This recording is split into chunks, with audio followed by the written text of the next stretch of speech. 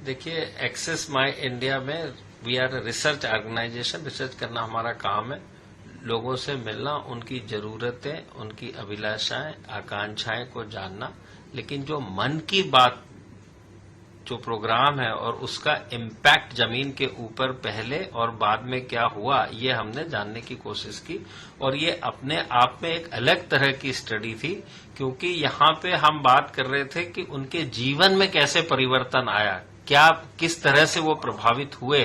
तो हमने इंडिया के नॉर्थ, साउथ, ईस्ट, वेस्ट सभी जगहों पे, असम से लेके रांची से लेके दिल्ली, उत्तराखंड, वेल्लूर तमिलनाडु में, गोवा, बॉम्बे, मध्य प्रदेश में बैतूल, उत्तर प्रदेश में बांदा, इन सभी जगहों पे गए और सभी जगहों पे अलग अलग विषयों के ऊपर इसका इम्पैक्ट आया। जैसे कि मैं थोड़ी 2-3 चीजें बताऊं।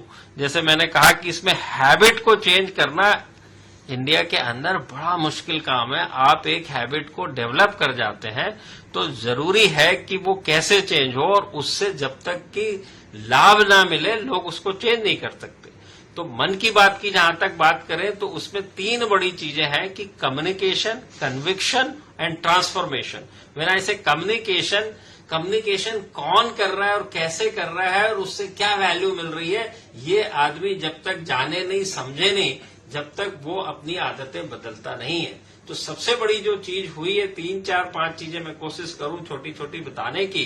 तो बैतूल के अंदर मध्य प्रदेश में छोटे से गांव में जहां पे कोई कोविड का वैक्सीन लेने तैयार ही नहीं था, जब मोदी जी ने मन की बात में इसकी बात करी और खुद डायरेक्ट संवाद किया वहां के गांव के लोगों से कि आप क्यों नहीं ले रहे हैं, और उसके बाद उन्होंने बताया ये वैक्सीन तो मैं ले चुका हूं, आप क्यों नहीं ले रहे हैं। उनकी अपनी धारणा थी कि इस वजह से हम नहीं ले रहे हैं।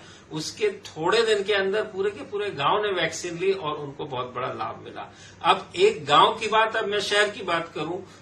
बॉम्बे के अंदर बीचेस होते हैं, समुद्री तट है, वहां पर लोग खूब गंदगी करते हैं, प्लास्टिक फेंकते हैं और उससे सारा का सारा पोल्यूशन होता है। यहाँ पे अफरोज नाम के बंदे ने नॉट ओनली सारे के सारे बीचेस की क्लीनिंग का बीड़ा उठाया, वो देखते हुए कि मोदी जी खुद कैसे बीच को क्लीन कर रहे हैं। और उसके बाद बीच को क्लीन करना एक चीज है, लेकिन उसको बार बार गंदा होना उसका नेचर है। लेकिन जैसे ही आप देखते हैं कि क्लीनलीनेस है तो लोगों को समझ आती है कि अब ये कचरा नहीं फेंकना चाहिए। तो जब आप कचरा फेंकेंगे नहीं तो कचरा कहाँ से होगा, ये बहुत बड़ा चेंज है। फिर हमने देखा हुआ है शौचालय के लिए भारत में ज्यादा करके लोग खुले में शौच में जाते थे। खुले में शौच जाते का मतलब ये है, और रांची की महिला ने पूरे के पूरे गांव की धारणा बदल दी। गोवा के अंदर वाटर प्यूरिफिकेशन, यानी पानी जो कंटेम्प्ट होता है, दूषित होता है, उसको टेक्नोलॉजी के थ्रू कैसे शुद्ध और क्लीन करके सप्लाई करना चाहिए, वो हमने देखा। टाटा मेमोरियल हॉस्पिटल, जो कैंसर हॉस्पिटल के नाम से कंट्री में जाना जाता है, वहां के जो डॉक्टर बर्वे हैं, he is the very senior and legend doctor. उन्होंने देखा कि प्रधानमंत्री मोदी जी की मन की बात सुनने के बाद, और खासकर जो योगा के ऊपर फोकस है, वो वेलनेस के तहत जो है वहां के जो पेशेंट, कैंसर के पेशेंट है, उनके जीवन में भारी परिवर्तन आया। उनको वेलनेस यानी कि उनके उपचार के अंदर योगा ने बहुत बड़ा रोल प्ले किया। उसके बाद आप देखिए कि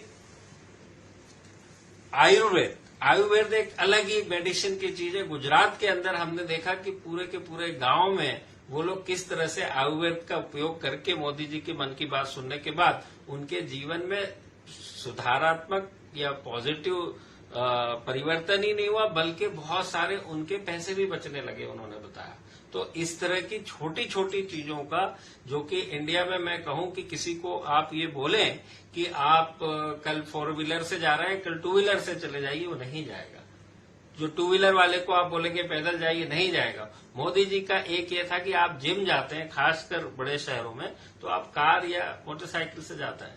आप जिम जा रहे हैं, अपनी हेल्थ के लिए जा रहे हैं, तो 1.5 से 2 किलोमीटर के पास के जिम में जाते हैं आप, तो क्यों ना आप पैदल चल के या दौड़ते हुए जाएं, ताकि आपकी हेल्थ में भी सुधार हो और वातावरण में पोल्यूशन ना हो, और फ्यूल की जो जरूरत है वो बहुत कम हो, पेट्रोल और डीजल की, जो हम इंपोर्ट करते हैं। इसके चलते मैंने खुद ने जो है जिम जाना जो है पैदल और रनिंग करके चालू किया।